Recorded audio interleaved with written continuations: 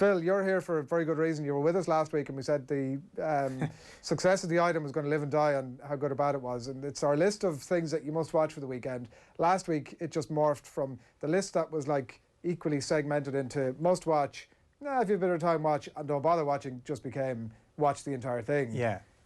What's the story this weekend? It's very hard, because remember I had said that the Chelsea game wasn't a must watch, but it's one that I might watch.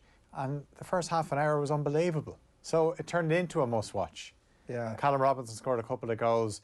Thiago Silva gifts West Brom a goal. And you're thinking, you spent a lot of money, Frank, and you're 3-0 down to West Brom. I can't remember this happening to a manager before, although I do remember a Brendan Rodgers Liverpool team lose 3-0 away to West Brom on the first day of the season, when Zoltan Gera, in Brendan Rodgers' words, scored an absolute worldie. That was on being Liverpool.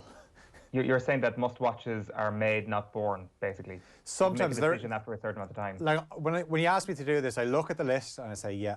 I basically tick these off. I go, I'll watch that, I'll watch that, I'll watch that. Might watch that.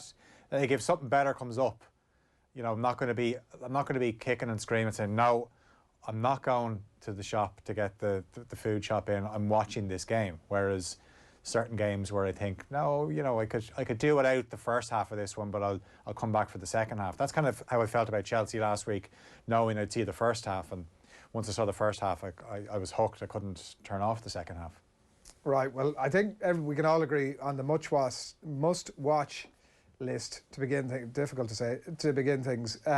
Leeds against Manchester United. Yeah, Manchester City. Banker. Manchester City. Banker. Yeah, absolutely. And just we said it last week. Leeds are must watch. Even the Sheffield United game last weekend, I watched that and it was 1-0. But even when it was 0-0, it was entertaining. Leeds are just brilliant to watch. Obviously, City are coming off the back of the 5-2 defeat. Then the narrative of the master against the pupil in Bielsa and Guardiola. I wonder if City win, or after the game, famously before, Bielsa basically gave his cheat sheets to Guardiola after Bilbao played Barca, and he said, basically, there's the dossier on your team. And Guardiola revealed that Bielsa knew a lot more about his Barca team than Guardiola did himself. So maybe after Leeds or Man City, they share a drink, and Bielsa said, right, this is why you're getting smashed by counter-attacking teams. And this is going to be a really tricky game for Man City, because we know Leeds are going to create chances and Leeds will give up chances as well. So this could be an absolute cracker. 5:30 tomorrow. Is there any, I think the general expectation here is, because we're so close to that opening day cracker between Leeds and Manchester City, or Leeds and Liverpool, and that Liverpool and Manchester City aren't a million miles apart stylistically, that it just inevitably is going to be that way. Can you make any case for it not going in a similar manner? if there is absolutely no way this game can finish 0-0. Not even on Leeds' performance last week, 1-0? No, absolutely not. Because also the fact that Leeds are playing Manchester City and not Sheffield United. Sheffield United are not prolific. We know City will create chances, and with their attack and the way they approach games, they'll also leave gaps at the back, and Leeds will get a few chances as well. Players like Helder Coster, obviously Patrick Bamford has his eye on the golden boot as well. Everybody's going to be... There's no case to be made for it. Everybody's watching it. Yeah. Everybody's watching... Actually, everybody's listening to Manchester United against Tottenham on Sunday at 4:30 as well. Stephen Doyle and Brian Kerr are going to bring you full commentary of that one. It's also on the TV, I'm assuming, but don't worry too much about that. And it's also a must-watch. Absolutely. No great debate to be had?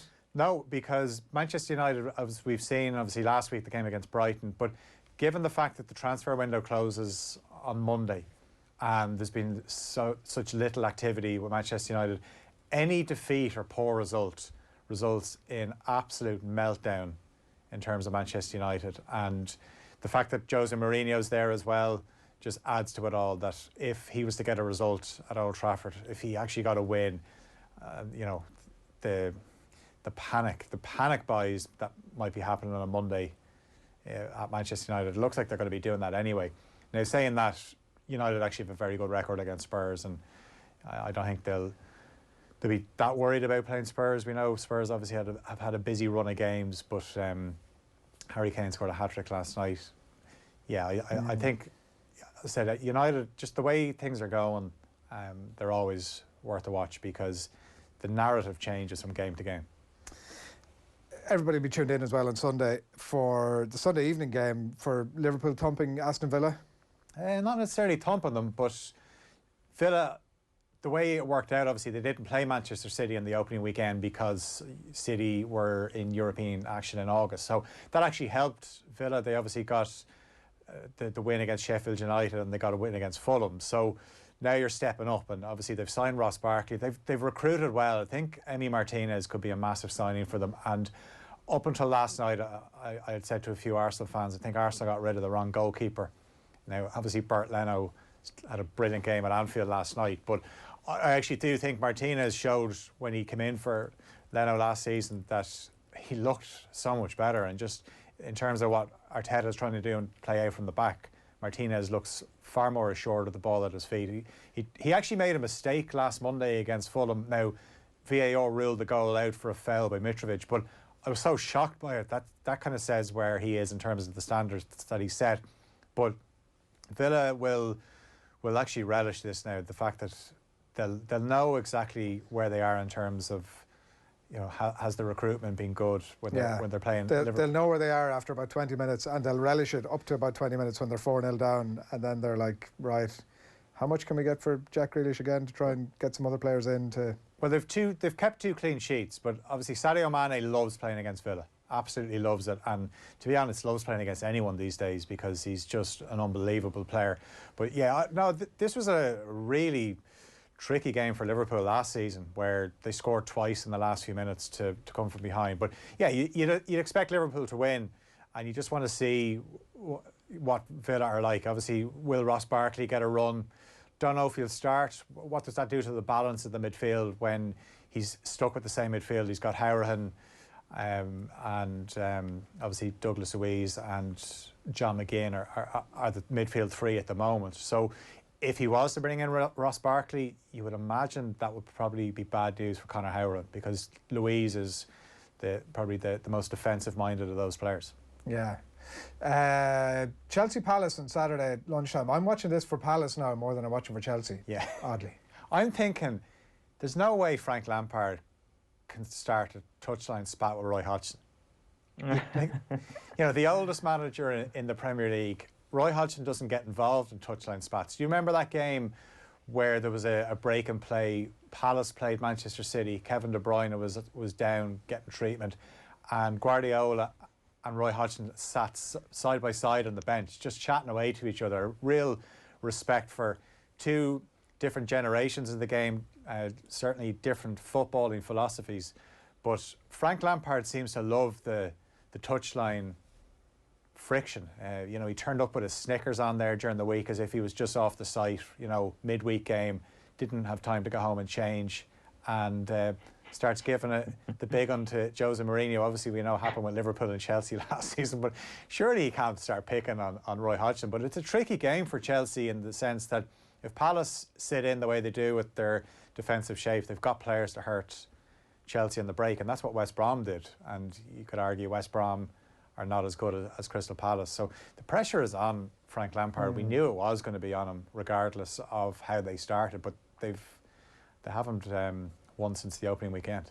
Like, it's a whole new layer for Frank Lampard. Like, do you know, if you do nothing, if you don't follow games that Manchester United play, actually at the minute if you do, maybe this rings true as well, but if you just watch Ole Gunnar Solskjaer in post-match interviews, you think, Jesus, this guy's out of his depth, he hasn't a clue. And like, you know, careers are not won and lost in post-match interviews, but Frank Lampard also looks like a man who's significantly creaking under the pressure, also on the sideline.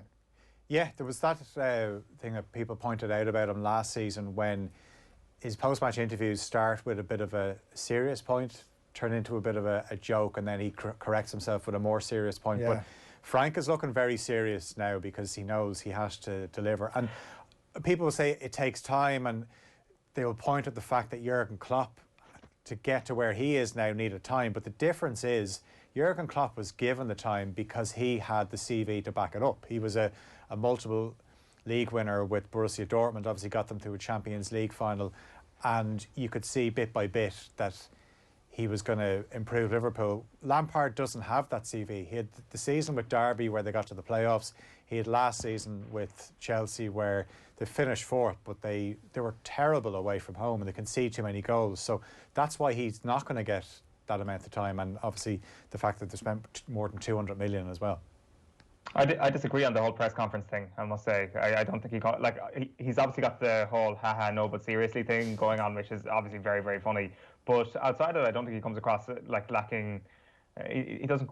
I think he does look assured most of the time. I thought it was quite telling last week when the person he kind of picks out is Marcus Alonso, and he picks his words very carefully. He's the one person that you know that he's going to drop. And like there was obviously a report during the week that Marcus Alonso went out and wanted to watch the rest of the game on the telly in the bus rather than actually staying in the stadium, and Lampard was furious with that, and subsequently he is the player that gets thrown under the bus in the press conference afterwards. So I think he's quite tactful actually in his media dealings. I definitely think I think he's a better manager than Solskjaer, put it that way. I think you're probably right, but I'm also of the opinion that I might be a better manager than Solskjaer, and only time is going to tell on that one. I just think he's creaking a bit under the pressure, right? Like he feels as if he's not fully in control of everything at all times. You know, like the best post-match, I realise we're in the sort of realms of craziness here, but the best and as I said, careers don't live or die by it, but the best interview givers are the ones who look like they couldn't give a toss about it, right? Like they're the ones who come out and are like, they've just been beaten 3-0, and that sort of Sam Allardyce approach to, I mean, it's also true in his case, of somebody who... What about Klopp? Klopp, like, I mean, clearly does give a toss quite deeply. But if you look back at the Klopp interviews from years ago when they're losing 3-0 at Watford, where Adam Bogdan's in goal, conceding 3 goals at Watford now. I know they conceded 3 goals at Watford last season, but Klopp would laugh off these things because he knew that this was going to take time. This was a project. But as I said, he was given the time because people knew how good he was, and I mean, look how that's turned out. I don't know. I mean, if you gave Frank Lampard 5 more years with Chelsea, what would they do? I suppose if they spent 200 million every summer, I'm sure they could probably get close to winning a league title. But you know, they don't look very well coached at the back, and obviously they've brought in Mendy in goal. One thing he did the other night, he came out for a high ball and he caught it, and I thought, oh no, like it's a big step up for him in terms of just the pressure he's going to be under. He has to be the saviour for Chelsea because they had the world's most expensive goalkeeper. They have the world's most expensive goalkeeper, and now Mendy's been brought in basically to rescue this. Yeah. Phil, you're testing my patience now with this list because it's still in the, by the way, we're still in the must-watch list, and I don't know how this one is squeaked in. Like, it's a Saturday 3 o'clock kickoff, which should have been the first clue that you needn't bother. Everton against Brighton. Game of the weekend. Everton against Brighton's not a must-watch. Everton going to win, trying to win their first 4 league games of the season. Do you know the last time they did that, Adrian? 1969. What happened that season? Everton won the league. Not having it, Phil. It's not. So that isn't. James Rodriguez. Obviously, Brighton as well are a different kettle of fish now as well. They're very good away from home, so this actually could be a really good game. And yeah, I want to see Dominic Calvert-Lewin, who now he's obviously got. He thinks he's Dixie Dean the way he's banging in the goals now. So I think Everton are must watch, and obviously if they can finish this little spell off with a win, then the international break, the first game back, it's the Merseyside derby. So. I know these other games you've in the might watch category. You're definitely watching Leicester West Ham on Sunday at 12 o'clock. Arsenal Sheffield United. Must listen. We must mention on that one as well. Nathan and Kenny will be on duty for that one and off the ball on Sunday at 2 o'clock. But you're in the not watching category. Newcastle against Burnley on Saturday evening. That's because you've just got a life. Southampton against West Brom on Sunday, and Wolves against Fulham on Sunday. Yes, Fulham could surprise you, Phil. Fulham. Wolves versus Fulham could surprise you. Oh, it could do, but see, it's on the same time as Arsenal Sheffield United, so that's why it's a won't watch, and that's why I won't watch Southampton West Brom, because Leicester and West Ham are on at the same time, and then I just won't watch Newcastle Burnley because it could actually 8 o'clock kick off on a Saturday. I mightn't even make it beyond 9 o'clock. I could be asleep. Phil, we know that anything that wanders into the might watch or won't watch listen is a work of fiction, and we look forward to your updates on Twitter over the weekend when on Saturday night at 8 o'clock, instead of watching whatever box office movie is on RTE, you're going to be tuned in to Newcastle. It's usually a fairly kind of like, a universal film. A load of like an animation one RTE usually show on this, and I hate the way they interrupted them for the lotto. Oh, Yeah. 20 minutes of the lotto. Like it's It's like a UEFA, it's like a Champions League draw. Well, I It's can't way understand longer than it if you needs to have kids, you're thinking it's probably young kids. You're probably thinking it's probably time to start getting them ready for bed, and then they drag it out with the lotto draw. That's not really great, is it? I know we're kind of venturing into dadcast here now, so I'm all for that. Big, You want to be big, getting big movie you problems. want to be getting them to bed before 8 o'clock as Yeah. well. Owen's about to tickle the ivories to take us out, Phil. But thanks a million for that for this morning. Good man. Enjoy the football over the weekend.